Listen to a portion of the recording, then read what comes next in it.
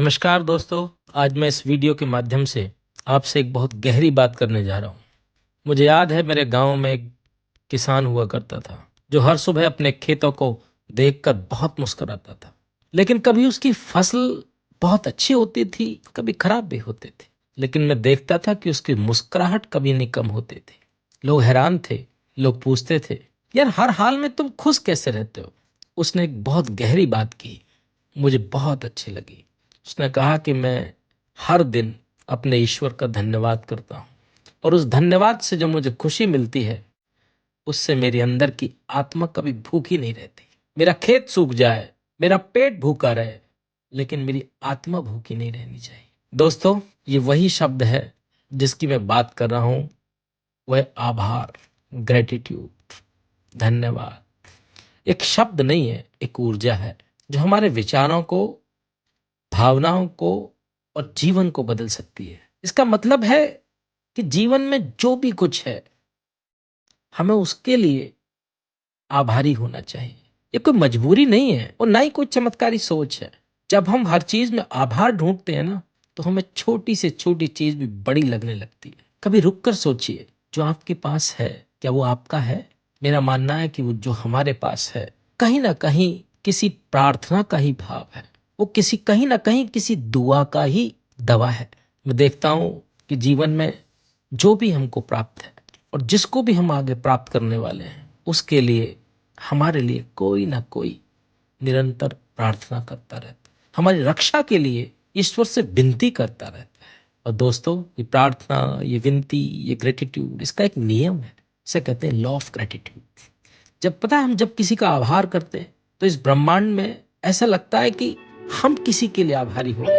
और ये नियम बताता है कि आभार केवल एक भावना नहीं, बल्कि एक चुंबक है, एक मैग्नेट है।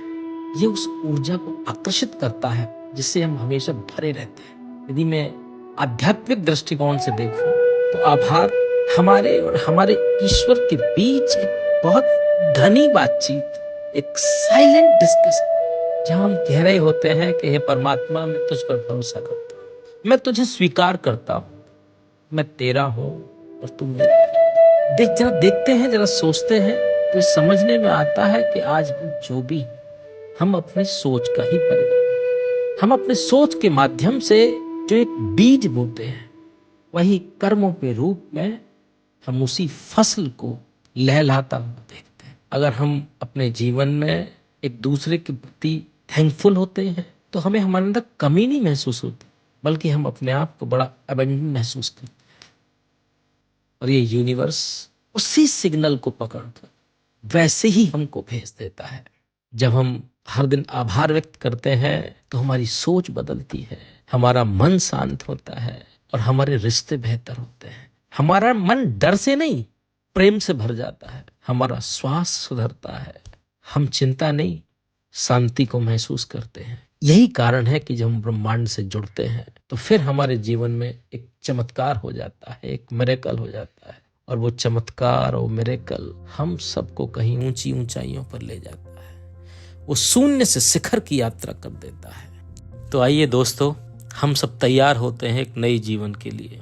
एक ऐसा जीवन जहां हर सुबह आभार के साथ शुरू हो और हर रात शांति के साथ समाप्त हो। मेरी यही मंगल कामना है कि हम युद्ध को छोड़कर बुद्ध को अपनाएं। मैं सबके भीतर बैठे परमात्मा को प्रणाम करता हूँ। मेरा प्रणाम स्वीकार करिए और मैं अनुग्रहित हूँ कि आप सब ने मुझे लास्ट तक सुना।